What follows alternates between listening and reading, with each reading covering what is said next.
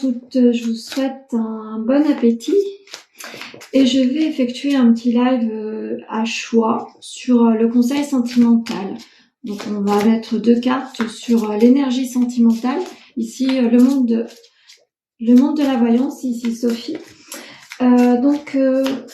Je vais voir si j'ai de la connexion, les personnes se connectent ou pas, ou autrement vous regarderez en replay et vous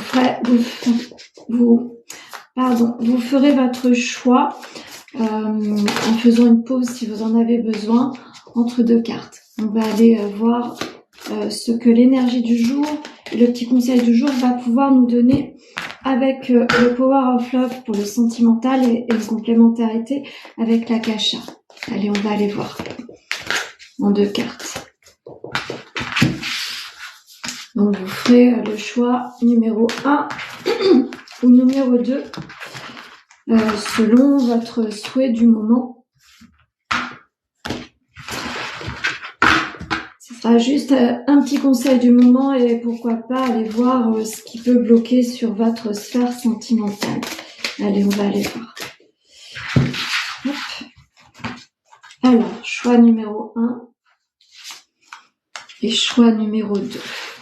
Donc, quand vous avez fait votre choix, en commentaire, vous pouvez me mettre choix numéro 1, choix numéro 2. Vous me direz si ça vous parle. N'hésitez pas à le faire. Ça pourrait être sympa. N'hésitez pas à me mettre un petit commentaire. Vous avez la guidance du jour qui est écrite, qui vous est proposée sur ma page Facebook Le Monde de la Voyance et sur Instagram. Et vous avez, comme tous les matins, la théologie du jour. Je vais donner une petite complémentarité avec la triade. J'avais envie. Donc, sur la sphère sentimentale, qu'est-ce qu'on peut nous conseiller en ce jour? Qu'est-ce qu'on doit dépasser? Quelles sont les épreuves à surmonter?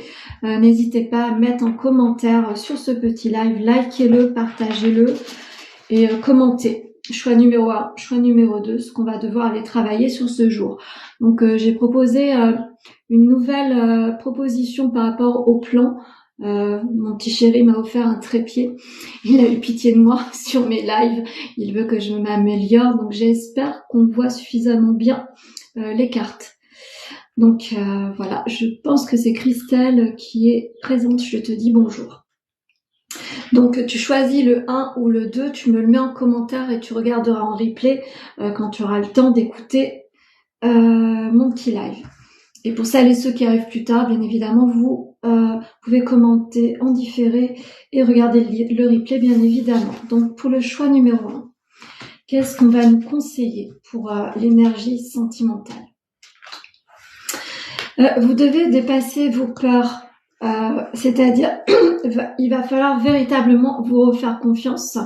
Vous avez dû vous mettre plus ou moins en pause ces derniers temps.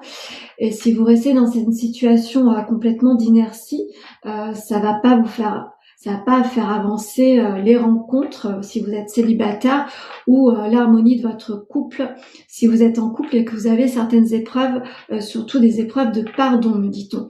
Donc ce qu'il faut aller faire, c'est reprivilégier les sorties, les soirées entre amis et pourquoi pas redynamiser votre couple au travers de choses qui pourraient être sympathiques, aller en concert, enfin quelque chose de très joyeux. Ça, c'est important de remettre du bonheur dans votre vie. Il va falloir aller dépasser certaines épreuves pour les célibataires et oser retourner, pourquoi pas, à la danse qui pourrait correspondre à pas mal de personnes.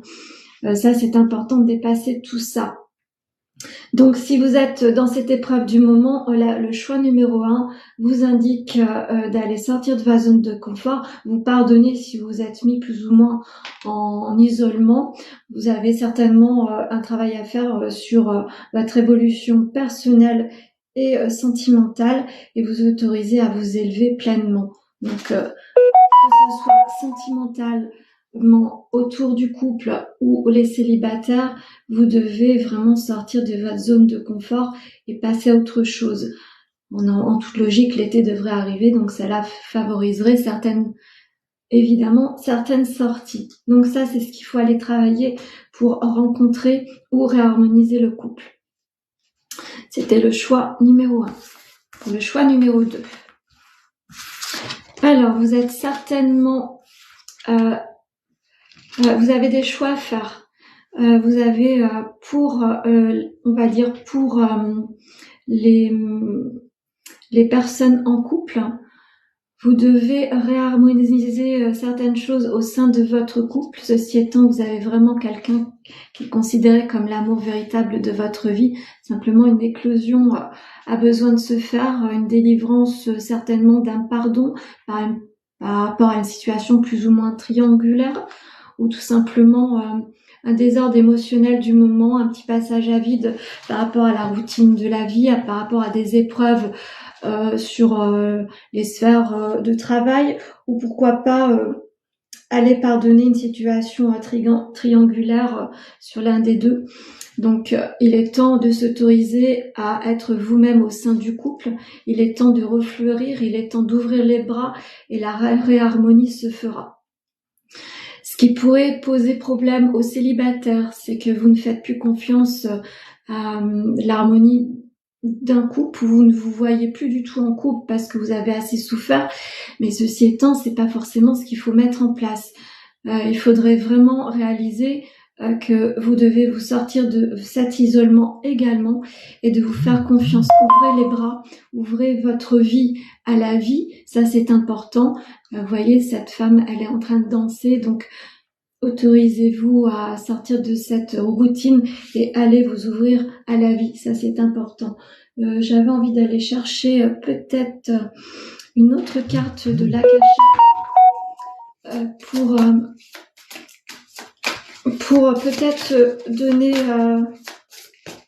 une conclusion sur cette sphère sentimentale. Qu'est-ce qu'il faudra aller chercher?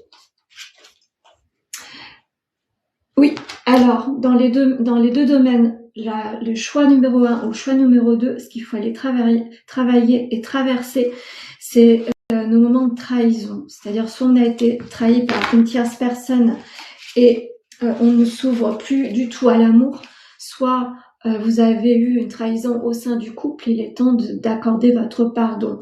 Donc il est temps de passer à autre chose et de mettre de nouveau de la floraison sur votre vie, ça c'est important. J'aimerais aller voir la signification sur l'Akasha avec la carte 22, avec les lauriers des montagnes. Il y a une signification à lire.